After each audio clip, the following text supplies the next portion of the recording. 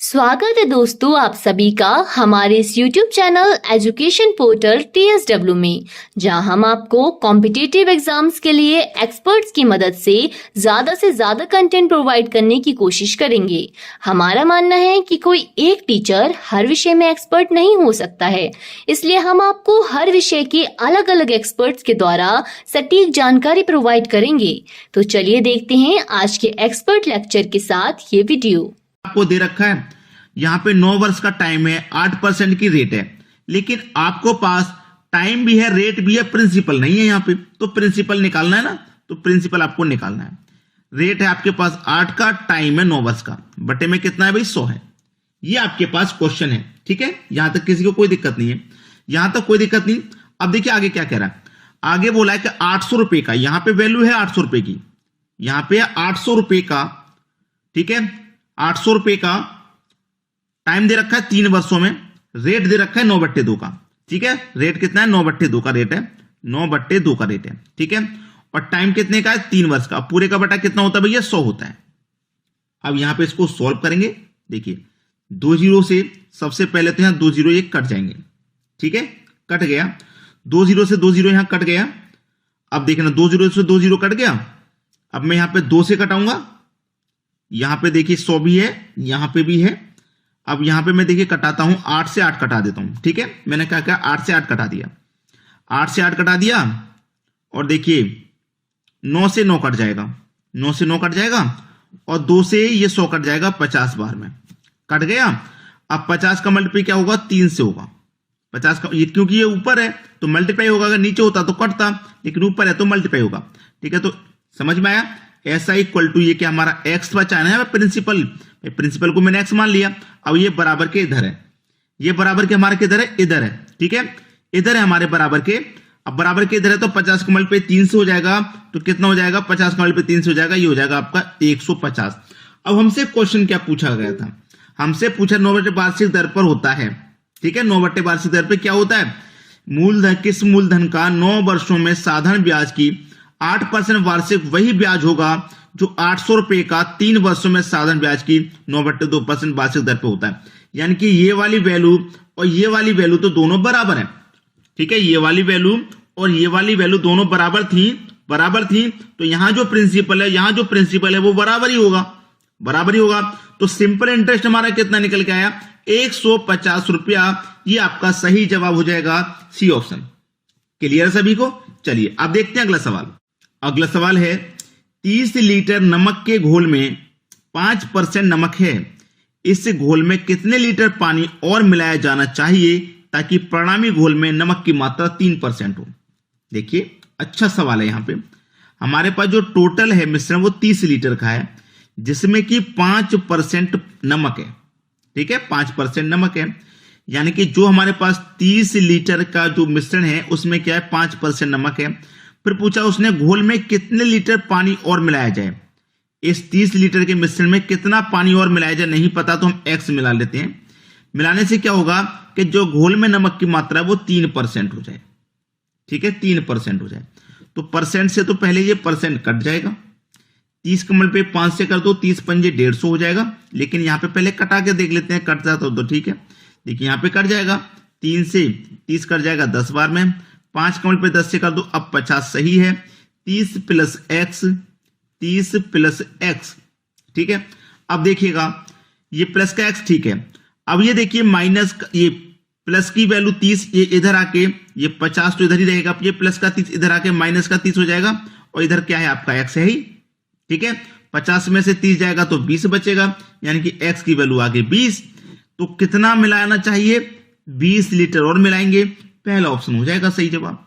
इस घोल में कितने लीटर पानी और मिलाया जाना चाहिए 20 लीटर पानी और मिलाया जाना चाहिए, ये कह रहा है। बस सवाल खत्म। चलिए अब देखते हैं अगला सवाल।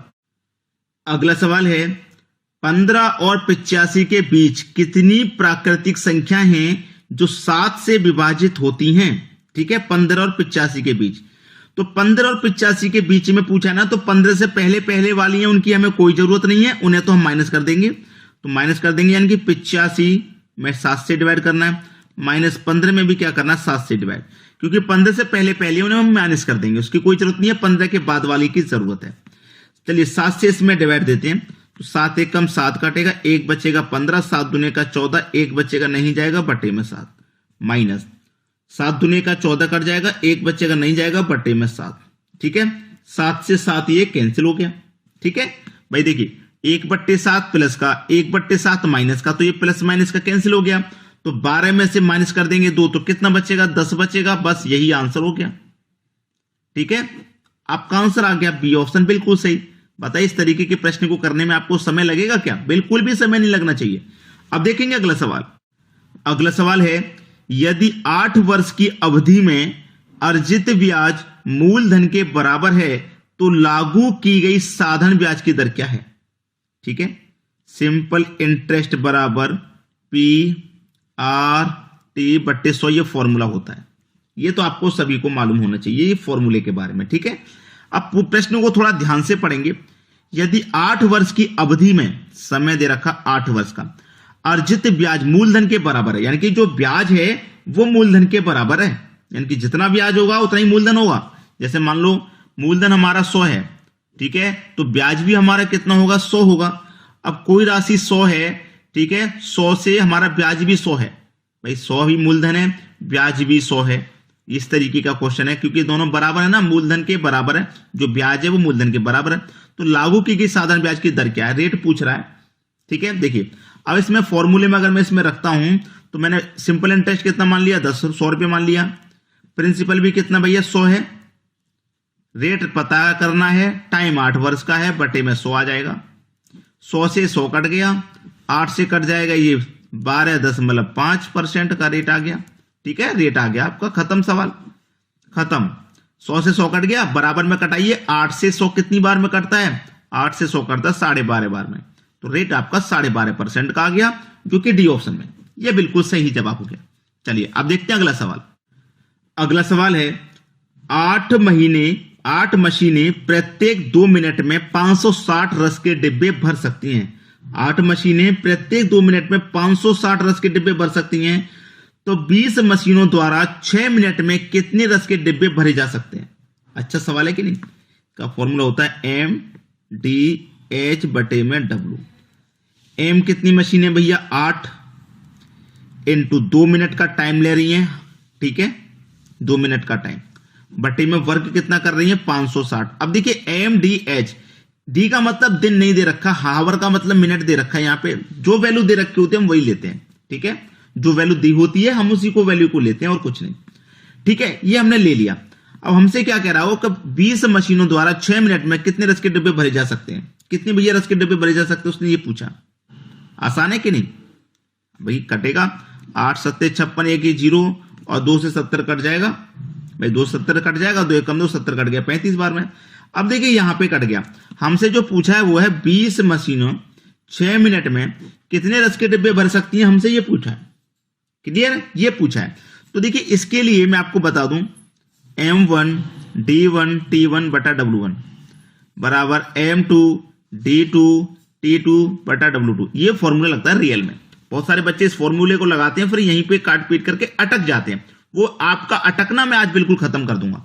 कितनी मशीन है भैया 8, दिन नहीं पता, टाइम दे रखा 2 मिनट का, जो नहीं दे रखा होता उसे नहीं लेते। काम कितना करना है 560 बराबर, बाद में कितनी मशीनें हैं 20 मशीनें हैं। ठीक है, कितना टाइम 6 मिनट, वर्क कितना नहीं पता। अब इसे कटाओ, देखिए 2 से कट जाएगा 20, 10 बार में, 10 बार में कट गया। ये 0 से तो फिर ये 0 कट जाएगा, 8 7 56 कट जाएगा, 7 6 42 कट जाएगा, 7 6 42 कट जाएगा, 42 कट गया। तो 42 जब आपका कट गया तो x इधर, x की वैल्यू 42। अब 42 किस ऑप्शन में है? ये रहा बी ऑप्शन। सवाल खत्म हो गया कि नहीं हो गया? सवाल खत्म, सवाल खत्म। ये आपका बिल्कुल सही जवाब है 4200। ठीक है, वीडियो देखने के लिए थैंक यू दोस्तों। हम फिर मिलेंगे इसी एजुकेशन पोर्टल TSW चैनल पर एक नए टॉपिक के साथ। लाइक, शेयर एंड सब्सक्राइब करना ना भूलें। धन्यवाद।